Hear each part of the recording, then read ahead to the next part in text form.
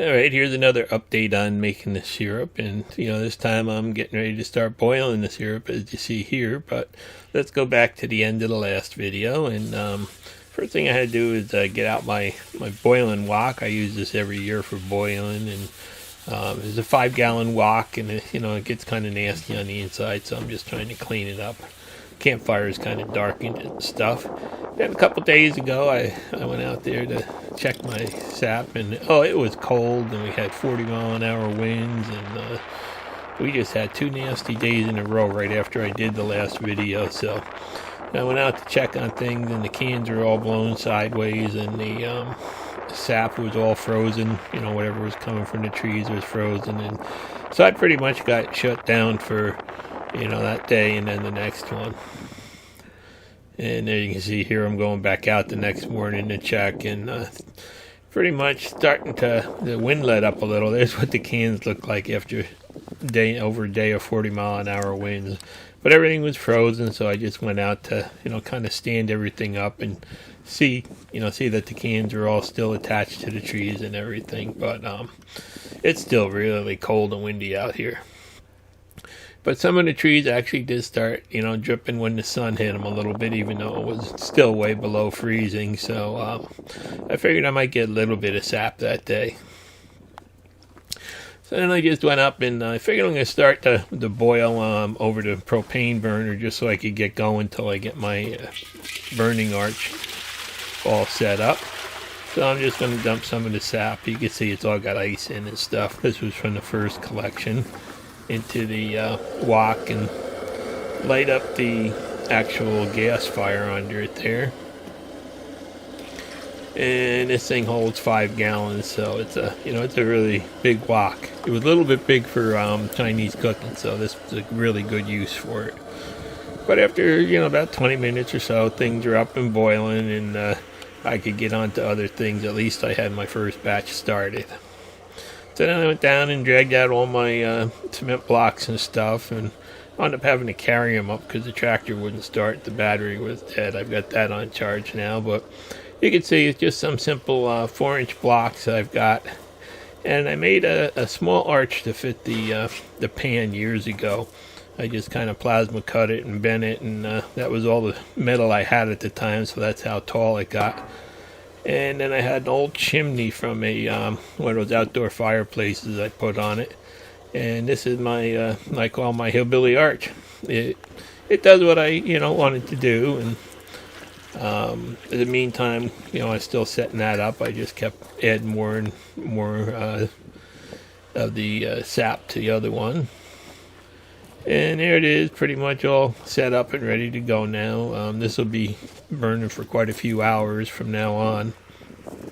And it's just some 4-inch blocks and a piece of 10-gauge sheet metal that I cut a hole in and bent up and just welded up the corners.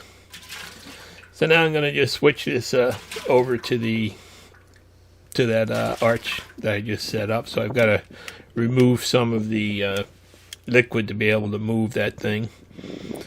And I'm going to start a fire in here. A couple fat wood sticks usually get it going really quick.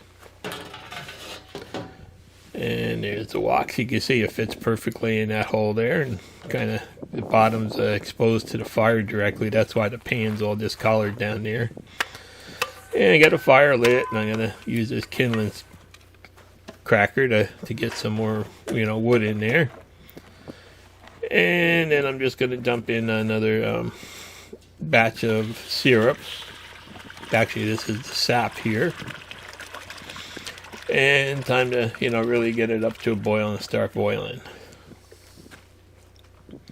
So once I get that in there, I can level it out. And you can see I've got the other big pot on the back, and that preheats the sap so that it's warm when I put it in. And this kindling cracker is really a handy thing to have. I like to use smaller strips that are burn really hot and fast when I'm doing this. So, this thing really helps me break up some of the wood I've got laying around and get it ready to keep the fire going. So that's just another little chore. Get a pile of wood all set up for today's burn.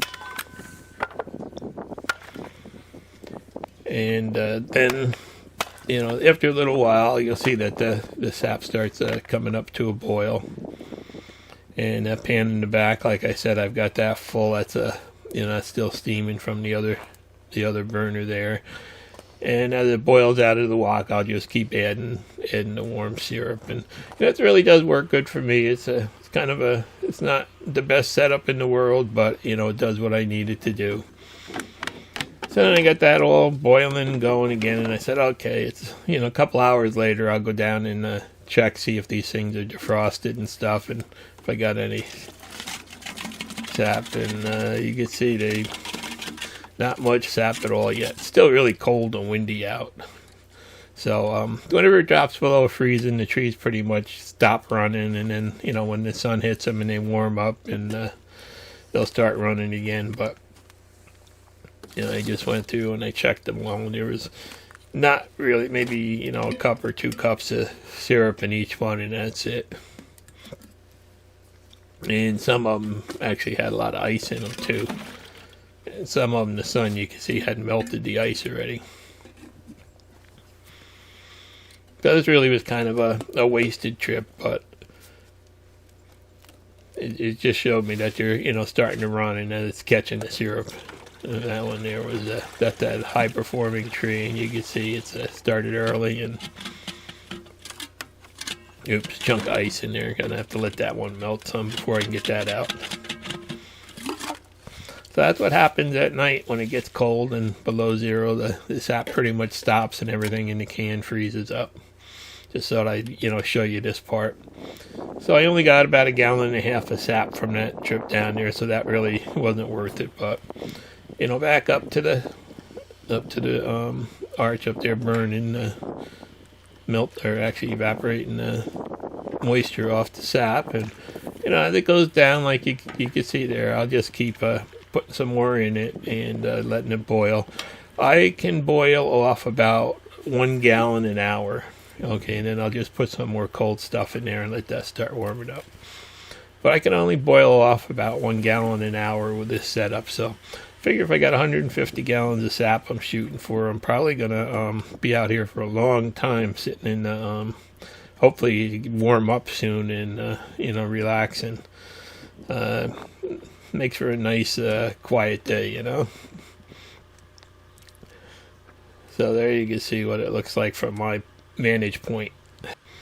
And one thing I will tell you is never ever ever try to boil this stuff down inside. I've seen someone that did it, and the whole house gets coated with a sticky substance on the walls and everything in the house. Apparently there's still some sugar in this evaporating liquid here that coats everything. So if you're going to do this, it's really best to do it outside. And pretty much like I said, this is what I had laying around parts to build, so this is what I built, and it may not be the best way to do it, but this is how I do it, and it works for me. So it's slow, but I've got plenty of time, and I don't mind watching it. And in the meantime, I'll go down and collect some more sap and split up a little more wood, and just try to keep it boiling the best that I can.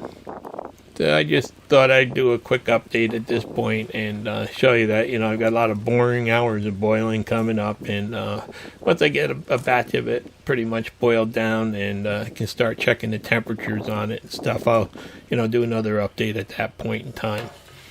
And here I am, still boiling away, 10 o'clock at night out there. Getting, it's kind of dark out, and it's really, really getting cold out again, but still boiling. And it was definitely a long night under the lights last night to, get the first 10 gallons boiled down. It sure does smell good out there, though. It smells kind of like maple syrup and a campfire at the same time. So this is just another quick update, and when I pretty much get to the next step, once it's starting to get boiled down and I can start monitoring the temperature on it, I'll do an update. Thanks for watching. Please subscribe.